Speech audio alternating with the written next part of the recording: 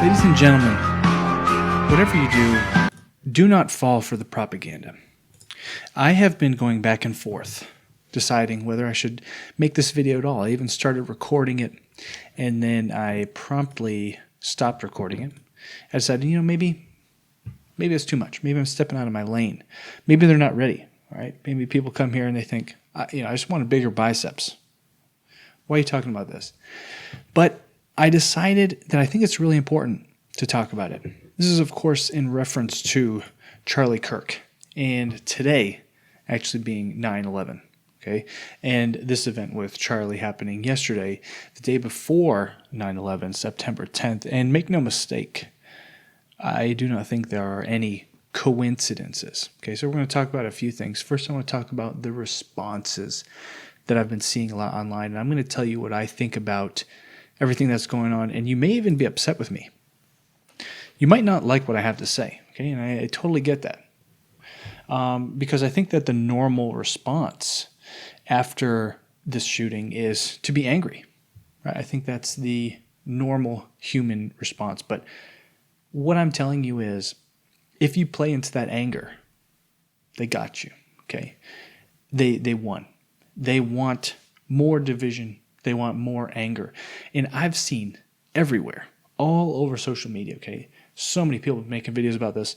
They come out and say, now's the time to fight back. Basically, it's time to fight fire with fire. It's time to fight the left in full force. Do everything that they're doing. It's time to do it against them. No, I'm telling you, this is not the way. And I'm going to talk about this for a minute. And then in memoriam of 9/11, I am going to bring it back and drop some very spicy tea that you may or may not remember, depending on how old you are. Just some 9/11 facts, okay? Just to finish off with something strong. So what happened? We have Charlie. He was shot at his event. I'm not going to show you any pictures or videos from it because I think that's disrespectful, okay? So I think we're just going to have that picture of Charlie because I think it's important to be respectful of those who have passed. I have seen such a gross amount of people that are outright supportive of him being killed. And I get it. You're angry, right? A lot of us are. A lot of us are upset. And a lot of us are, you're wondering, what do you do? What do we do now, right? So I'm also, in this video, I'm going to tell you where I think it's best to focus that energy, focus that anger, because I don't want to just lay stuff out there for you and say, here's what's happening. I also want to give you what, in my opinion, is the best solution, the only thing that you can do, right? And it's going to have to do with how you are reacting in your own situation. So the thing is, it's been blowing my mind lately how many people are like supportive of killing him. I remember, first off, it's messed up, right? It's gross. First off, it's just gross and it's messed up.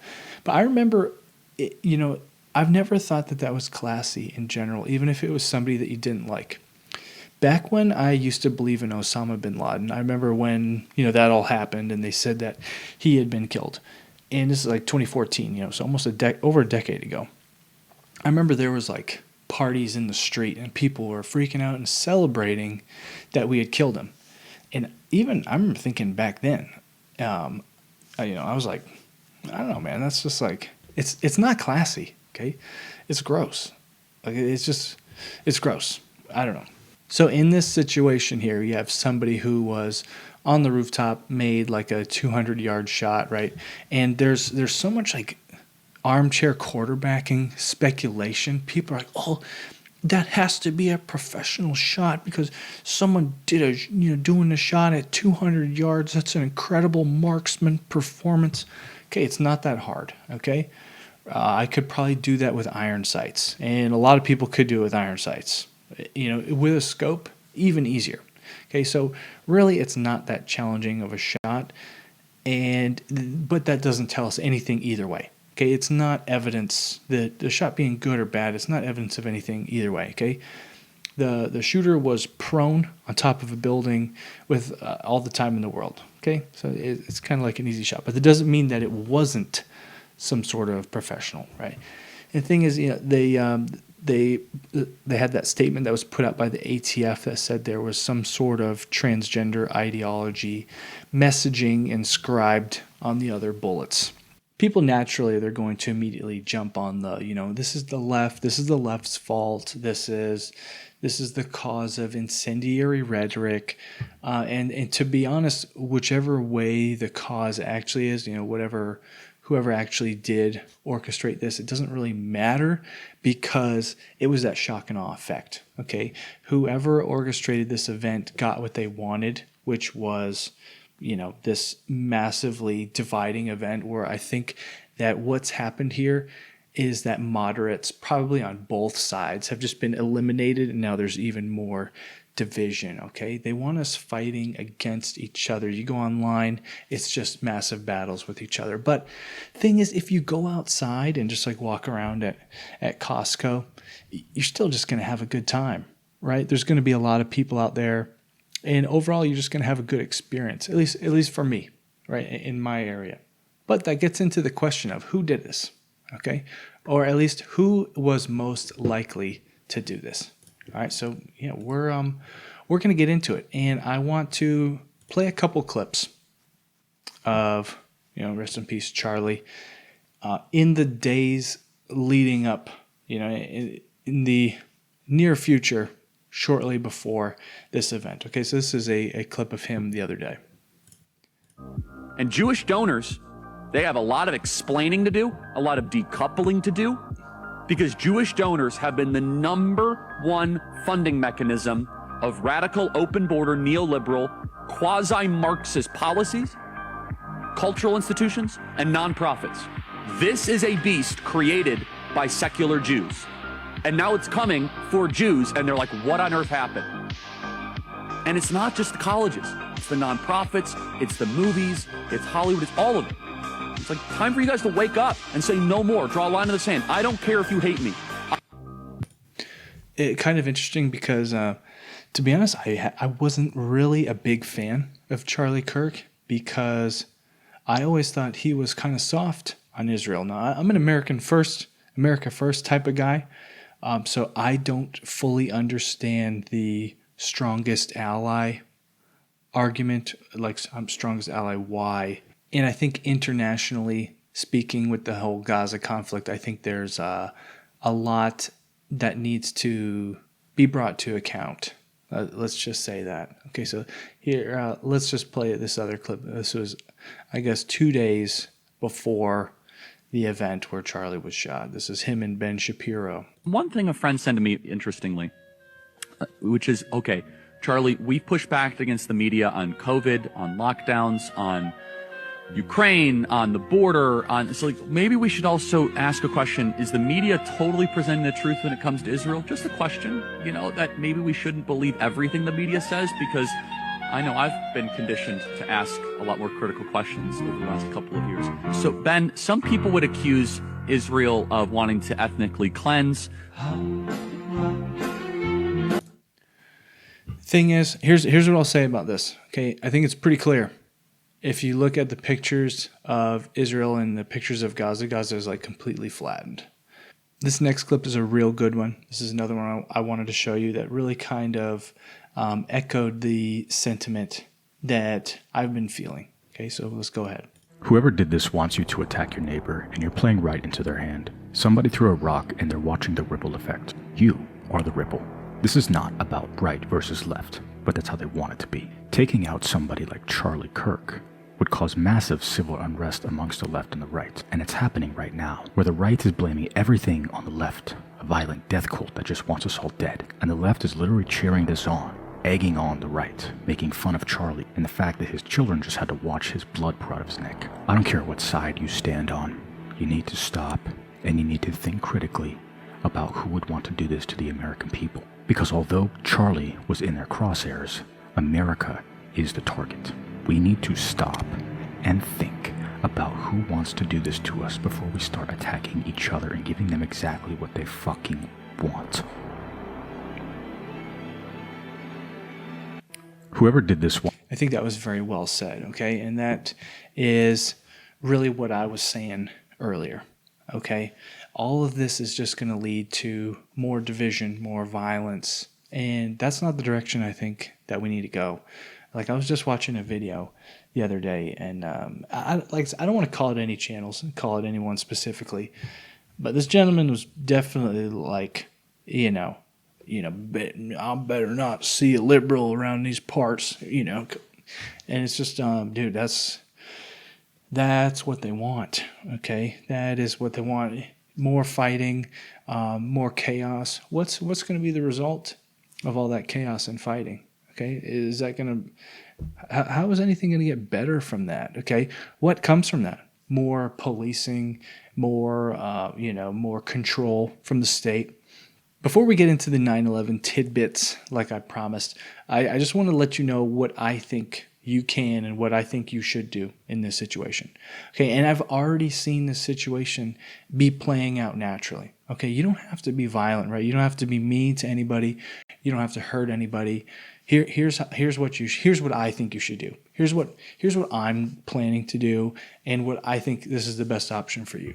I think the best option for you is to keep going to your job, right? Be respectful to everyone, right? Be respectful to everyone you meet. Try to be the best you can at your job.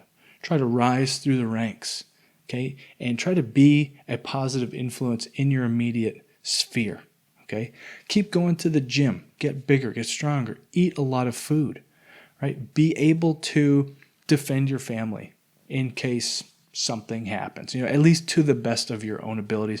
Granted, some things are just out of your control and there's nothing you can do, but you can, to a certain extent, you can control your size, right? You can control how big you are. If you just have more of a presence, you're going to be less likely to have somebody come up, try to mess with you or mess with your family. So be good at your job, be a good influence, be there for your family, be that solid rock, go to the gym, be strong, be happy. Maybe take a Brazilian jiu-jitsu class just for a couple months just to learn the skills. As for the shooter, let's try to catch him. Death penalty, okay? It's that simple. Anybody who orchestrated the event, jail, death penalty. Right? It's fine. We don't need to be violent. We don't need to go out in the streets and do anything, vigilante. Let's do this the right way.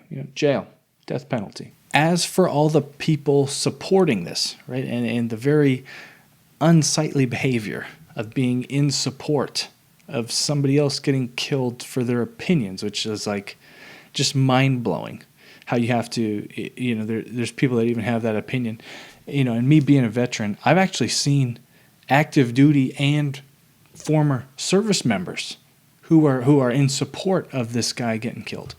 And it's crazy. And so this is the part where, these people that are having those opinions, hey, you just screenshot it, right? Send it to their employers. Say, hey, why is your employee doing this?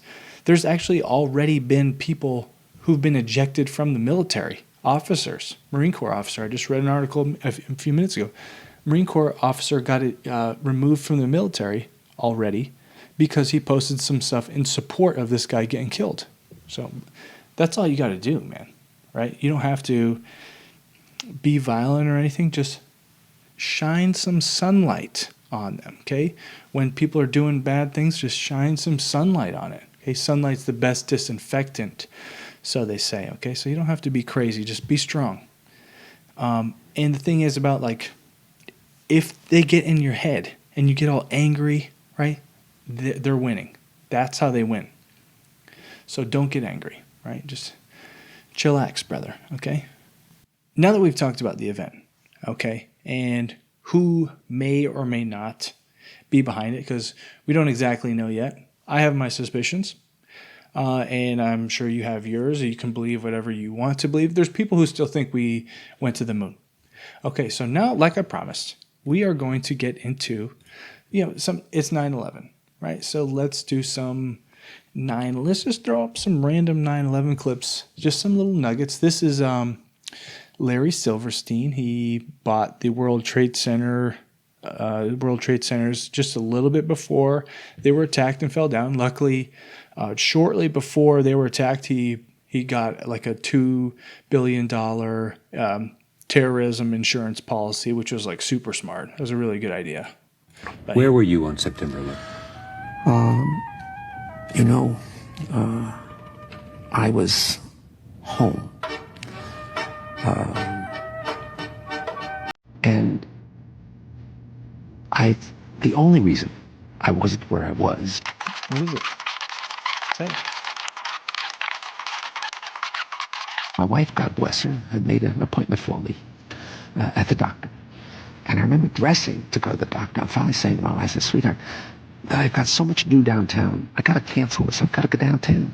And she said, you're not going to cancel this appointment. You're going to the dermatologist.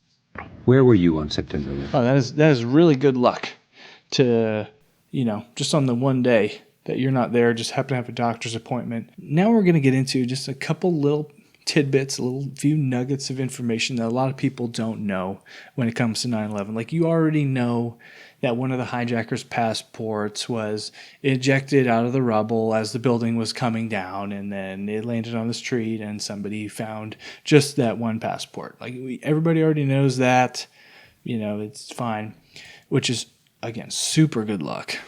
Wow, that is extremely lucky. So anyways, this is September 10th, New York City. Okay, so this is the day before. And a lot of people don't remember there was actually a hurricane inbound. Okay, they were having terrible weather. And this was, you can see this. A storm was brewing. Storm rolls over New York City evening of September 10th, 2001. Luckily or unluckily, the storm had cleared by the next day. The hurricane had cleared, and the skies were completely clear. And unfortunately, the attacks were able to be carried out, with the planes being in the air, which is highly unfortunate because the storm could have stopped everything. And this is the path of Hurricane Aaron in September 2001. So I just kind of wanted you to take note of these dates right here. So this is the 7th at 1500 Zulu, then the 8th, 9th, and then the 10th. You see late into the 10th, it's kind of it's kind of closing in New York City, and then right in the middle of the night, basically on the 10th and into the 11th, the hurricane just takes a hard right, just hard banks right. Hey, I want a snack. Pull the hurricane over, okay? Pull this biz nasty over because I want a Slim Jim and a White Monster. So Hurricane Aaron shoots out east and then continues on to the north. Very interesting. Very curious. Very curious. Okay. The other thing, here's the last little tidbit I got for you. This is WTC7, okay? World Trade Center 7. A surprising number of people didn't even know that this building came down, okay? And World Trade Center Tower 7 was not hit by anything.